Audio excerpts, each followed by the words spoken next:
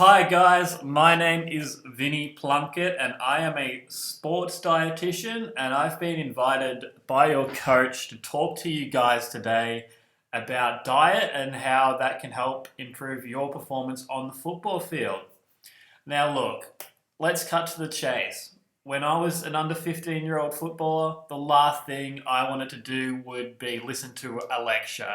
So what I've tried to do is I've tried to make this as entertaining as possible. We've also set up a quiz in which the winning team's going to get some pretty cool prizes at the end. I'm going to throw in some new footballs, some cool diet tips, and some cool merchandise as well. So that's something to look forward to. So I'll explain how that's going to work. So your coach has divided you into 4 groups of 6 and you'll be communicating through Facebook Messenger. So a quiz at the end will be posted on the Facebook group that you guys are all a part of, and you guys are going to answer those questions in your groups, and whatever group wins, they are going to get a cool prize bundle sent out to them. So without further ado, let's get started. So your coach has probably bored you to death over the years about one percenters. So as you know, one percenters, they are little things that you do on the football field that aren't the most spectacular thing to do, but if you do these, they all add up and they all help your team's chances of winning. So things like tackling, spoiling, pressure acts, using your voice, communicating. And I would actually argue that diet is a one percenter as well, because diet could be the difference between winning a premiership and losing a premiership. Sorry if that's upset any St Kilda fans watching on. It's just that I just don't want you guys to go another 60 years without winning a premiership. So I want to talk to you guys about how important diet is so that doesn't happen. So what you guys need to know about diet is that it's not about just eating well on game day. The most important thing is to make sure that you have a consistently good diet throughout the week. The first thing we will talk about is carbohydrates. So carbohydrates, that's where we get energy from for shorter, sharp, more intense bouts of exercise. So sprinting, for example. So you guys are going to definitely need to get your carbs in for game day, as you'll be doing a lot of that on the football field. The good carbohydrates that you guys should be getting in your diet are things like fruit and vegetables. These are also filled with things we call micronutrients, which are also going to be very handy in recovering after the game. Whole grains and oats and pasta. Pasta is very good to have after a game because it's absorbed back into your muscles very quickly, so you can get that fuel, that energy back into your muscles real quick. Also, the things we want to avoid are things like sugar, soft drink, lollies. These aren't very efficient fuel sources. They're burned too rapidly, and also you can get too much energy in, too much calories, and you might put on a bit of weight and you won't be as mobile out there on the football field. So we want to avoid that. All right, now we will talk about protein. So we don't use protein for energy, but we do use protein for building muscle, building tissue, repairing damaged muscle. This will be important as when you're out there on the football field exercising, you're doing damage to your muscle, and to repair that, you need to get some good quality sources of protein back into your body as soon as possible. So there's good and bad protein. So protein's mainly found in animal meats, but if you're a vegetarian or a vegan like Big Bren Brown up there in the corner, then there are vegetables that you can get it through. So you want to get grass-fed, grass-finished beef. Great. What does that mean?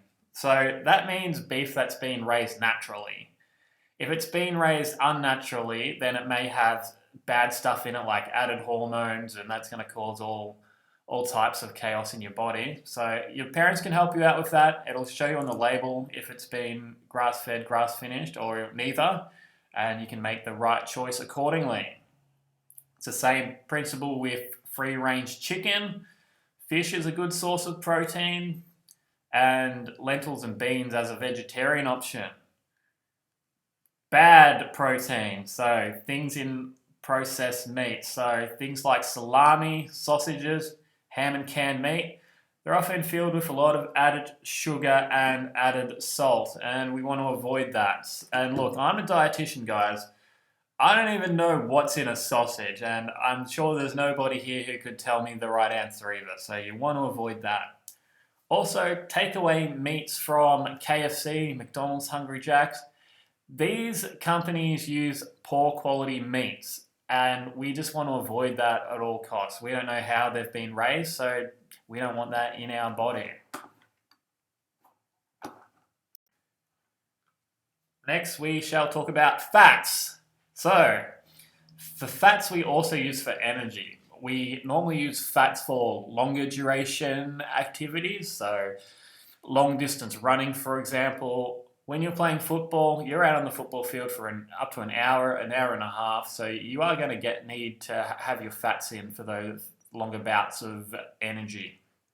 So we get good fat through fish oil, avocados is a good source, and nuts. Nuts is a good snacking alternative in comparison to something like potato chips or lollies or stuff like that. Bad fats, once again, takeaway foods are the main bad guys here. KFC, McDonald's, Hungry Jack's. It's the saturated fat in the poor quality meats that are going to cause the issue here. A lot of bad stuff, toxins, they're actually stored in the saturated fat of animals. So that's what's going to cause issues for us if we have poor quality meat, because that's going to get into our body. Also, ice cream you want to avoid, and cakes and cookies, they're filled with a thing called trans fat, which is really bad for us, so you want to avoid that too. Now we'll talk about some vitamins and minerals you also want to get into your body. So calcium, that's good for bone health. You guys are going through puberty, you want to grow up big and strong, so get your dairy into you, milk, cheese, get that calcium into you. Iron, that transports oxygen around the body to your muscles. That's going to give you more energy. So you get that from red meat sources. You can also get that from certain green vegetables, as well as things like beans. Vitamin D, so 90% of that you get from the sun, and that helps with getting calcium into our bodies more effectively. So if it's a sunny day, don't stay inside playing video games. Get out there, kick the footy with your mates in the sun, and get some vitamin D into you. Alright, time to talk about a bit of hydration. So, it's definitely important to stay hydrated, as during a game you're going to be sweating a lot, you're going to be losing a lot of fluid, you also lose you lose fluid when you make energy as well, so it's important to get that fluid back into you. You want to hydrate before the game. You don't need to go crazy to the point where you're having to go to the toilet every 10 minutes, but just having a water bottle by your side in the day leading up to the game, sipping on it throughout, that's going to be enough to get you hydrated for the game. Also, during the game, when the drinks person comes out, take the drink of water. It's going to definitely make a difference in your performance to rehydrate during the game. And of course, after football, you want to get, that doesn't mean going to the canteen and getting a Fanta or a Coke. That's not rehydration. After the game, you want to get about 1 to 2 litres of water into you. So once again, just have a drink bottle by your side and keep sipping on that throughout the next 24 hours and you should be good to go. When it comes to sports drinks, at your age, it's probably not necessary. It's more for, in my opinion, elite athletes, mainly because they're full of a lot of added sugar and can lead to an excess of energy intake and I don't think it's really necessary for you guys. So it's not the end of the world if you do have it, but it's certainly not necessary. Alcohol, okay. Controversial topic. Look, I know you guys are from the country. I grew up in the country, and there is a chance that you guys may be tempted with alcohol even though you're not 18 yet. It's very important that you avoid alcohol at all costs, not only for the obvious health reasons, which I hope you've been taught in school, but it's going to really hinder your performance. It's going to dehydrate you. It's going to make you not have as good of a night's sleep, which is very important for growth at your age. And look, a lot of AFL players don't drink during the season. Dustin Martin, he's committed to not drinking this AFL season, and there's a lot of other AFL players like him. So look at what your role models are doing. If they're not drinking alcohol during the season, then neither should you. Alright, so a few take home messages I want you guys to take note of is that you guys need to support each other. You need to encourage each other to stick to your healthy diet. You need to act as you are, teammates. Get around each other, help each other out, support each other. And don't be afraid to hold each other accountable. If your mate Jimmy, after the game, if he's going to his mum and asking her to take him to KFC and get chicken nuggets and a Coke, pull Jimmy aside, say, Jimmy, mate, what are you doing? We're trying to win a premiership here. We're all in this together. Stop letting the team down. Hold each other accountable. It'll make a difference in the long run, I assure you. And once again, what are the AFL players doing? What are your role models doing? What are the people at the elite level doing? They all have sports dietitians, they all stick to a strict diet, and they don't do the wrong thing. So I guess that wraps it up. Thanks for letting me chat to you guys today.